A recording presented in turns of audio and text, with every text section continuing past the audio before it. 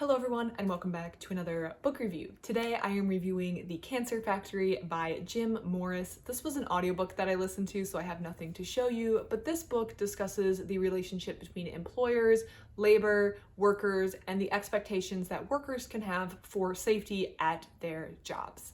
The focus of this book takes place around two major employers, Goodyear and DuPont, and the way that they expose their workers to toxins and chemicals that were known to cause problems in both their workers and their wives and children, and how they really kind of got away with a lot of this, and they continued to expose their workers to these chemicals long after they knew that there was danger in exposing them to these chemicals.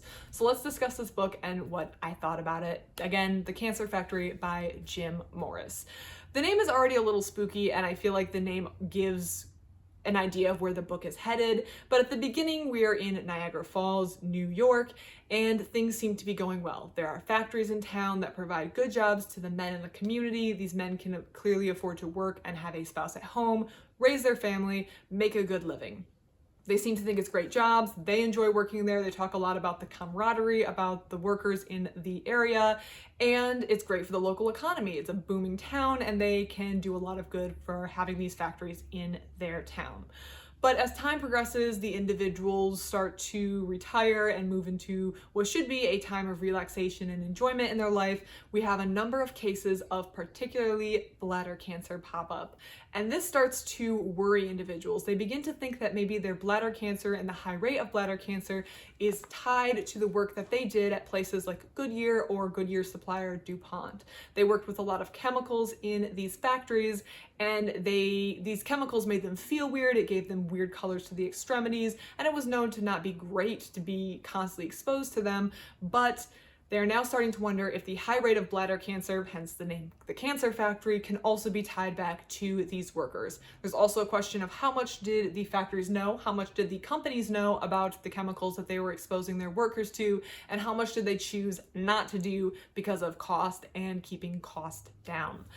The focus of this book is heavily on a chemical named orthotoluidine. That is one of the chemicals or the substances that the workers were exposed to, but there are others that are mentioned as well. And the book primarily follows a number of workers who, having retired or having worked in these factories, began experiencing health challenges later in life. The author talks to them, has interviews, and discusses their work history, their medical history and where they are right now in their medical woes, as well as legal challenges and work or company history and the consequences that companies are or aren't facing because of what they force their workers to be exposed to, as well as attempts to change the situation in these factories and perhaps get money, restitution, or medical costs for individuals who are affected by chemicals.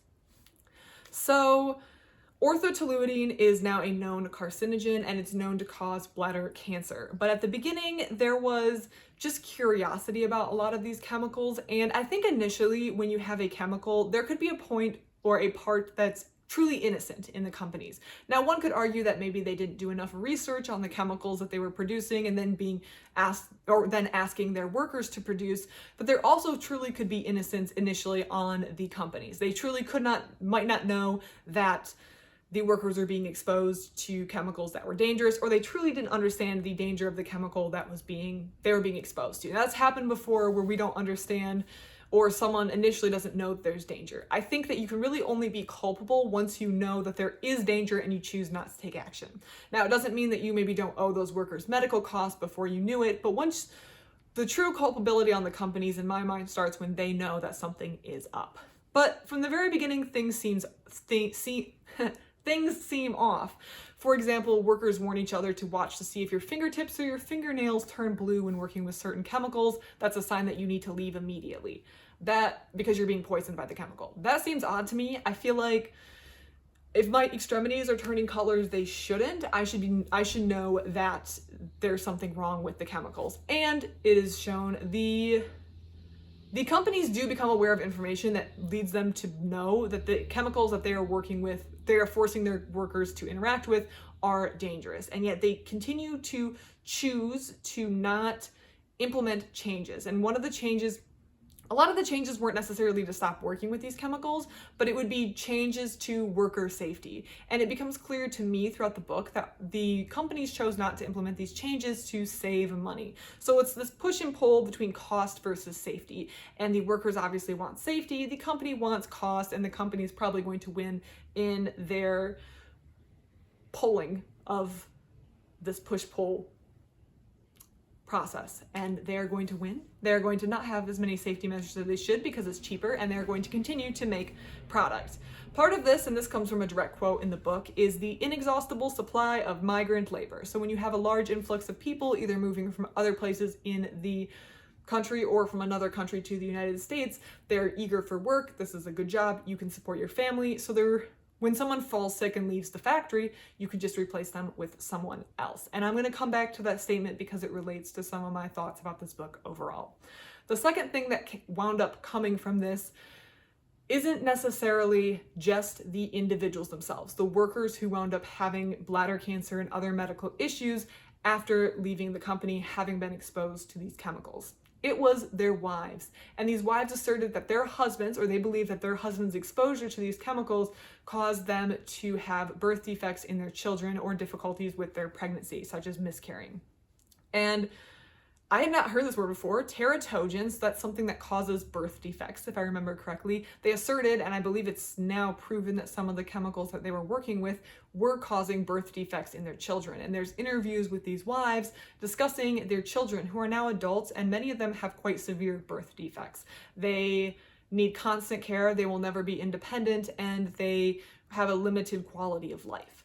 And while they care and love for their children who are in this situation, it is quite a difficult situation to be put into, because you have to wonder if this child wouldn't have had this birth defect had you not been exposed to these chemicals by way of what your husband was bringing home. The workers talk about having stinking clothes they would bring home and put in the basement, and their wives would do, and that, at least I think it's a reasonable assumption to assume that that's going to impact the fetus, particularly because some of these chemicals can cross the placenta and end up in the fetus. And we know that what you do to your body when you're pregnant has a massive impact on the fetus that you are carrying, the child that you are carrying. So it's reasonable to assume that chemicals that have a harmful impact on humans regularly would also have an impact, if they can cross placenta, into the unborn child that you are carrying, maybe leading to these horrible birth defects, which are mentioned in the book. Now, I found a lot of similarities in reading The Cancer Factory to another book that I read called Soul Full of Coal Dust, which discusses black lung. So black lung, and it is actually, the crossover is slightly mentioned in The Cancer Factory, if I remember correctly. I can't recall if this was just my constant thoughts while listening to the audiobook, but I want to say the author mentioned black lung for a second as well.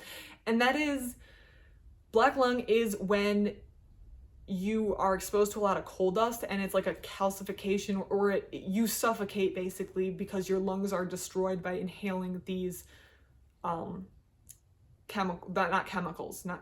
Cancer Factory's chemicals, but the coal dust. And when you read Soul Full of Coal Dust, which clearly explains everything, the medical history and what happens with black lung, much better than I can recall all the medical details. It is a fantastic book, go read. But when you read Soul Full of Coal Dust and then you read The Cancer Factory, you see a lot of parallels. For example, when the lawyers are brought to court in The Cancer Factory, when the companies are brought to court, the lawyers come with them. The lawyers for the company do everything in their power to try to disassociate the bladder cancer or any defects or any problems that the individuals are having from their work that they did at Goodyear or DuPont. They talk about downplaying. They don't talk about as much that they're unwilling to change, but the companies are unwilling to make changes to safety policy. They downplay the danger of these chemicals. They spend a lot of time blaming other life factors. With black lung, they really focus on the fact that these individuals smoked cigarettes, and that was supposed to be a increased risk factor for getting black lung, which may be true, but I think looking at the subset of people who smoke and the people who smoke who get black lung versus people who smoke and work in coal fields, and the portion of those who get black lung, is very clear that it is not necessarily smoking that's causing these issues, but it is a workplace factor. And in this case, they talk about, did you drink alcohol? Did you ever smoke? Different life risk factors that may increase your risk of getting certain types of cancers, yes, but the fact that so many people drink, and only a portion of those, the population who drink, are going to get bladder cancer versus the population of people who drink alcohol and work at the factory, also getting bladder cancer, that chart is a lot different. So the lawyers are doing very similar tactics, and the horrible deaths that are described, dying of bladder cancer, dying of these problems, the deaths are different in the sense of the cause of death, but the horrible deaths seem very similar to the black lung. The lawyers especially are very reminiscent. If you read Soul Full of Coal Dust and you read The Cancer Factory, I see a lot of similarities in the lawyers and the lawyers' tactics between those two books. And the inexhaustible supply of migrant labor and how the people are easily replaced if they don't want to do the work, both also seem to be very reminiscent of coal mining in the United States, especially back in its heyday, when you had a supply of increased migrant labor that could come to the United States from places like Eastern Europe or other locations, or just young men eager for work and willing to put themselves in. They had no incentive to be safe, or they had less of an incentive to be safe because they could just replace someone. And in Soul Full of Coal Dust, they talk about the rise and fall of a miner's career, where they start at the very bottom of the totem pole and they go all the way up to the actual coal mining jobs, and then as their body is destroyed, they fall back down and they end at the very bottom of the totem pole again. And there seemed to be a similar, maybe not exact similar, ebb and flow to The Cancer Factory, where if someone becomes sick or ill by working with these chemicals, they can just move along and the company can find someone to replace them, so they have a constant influx of people who are willing to work these jobs and overlook the safety concerns due to the high wage that the companies are paying. This book was quite, I wouldn't say it's eye-opening because it wasn't unexpected. Wow, a company would choose to put profits over their worker safety, especially when there was maybe less rules about this in the 50s and 60s and 70s. And as a result, there was a lot of people who got bladder cancer. It's not eye-opening or shocking to me, but I think it's still a very important story, and it gives a voice to those workers who were hurt by DuPont and Goodyear's decision to not take action when they learned that the chemicals that their workers were working with were unsafe. And also, I think it has a lot of parallels to Black Lung and the book Soul Full of Coal Dust, which I really recommend reading in tandem. I read these books like 3 years apart. I read Soul Full of Coal Dust. I distinctly remember it was during the pandemic. I would go for long walks in the park while listening to this book. It was not cheery, which was a great contrast to have a summer day and then me listening to people dying of black lung in my audiobook. But Soul Full of Coal Dust and The Cancer Factory, I think, are two books that would be interesting to read side by side. They address similar issues with workers and the health problems they face from the workplace and how companies kind of avoid responsibility. I think both of them are good reads in this regard, and they would be very good to read together. If you read The Cancer Factory or have any thoughts or opinions on this book, please leave it in the comment section down below. Otherwise, thank you so much for watching, and I hope you have a great rest of your day.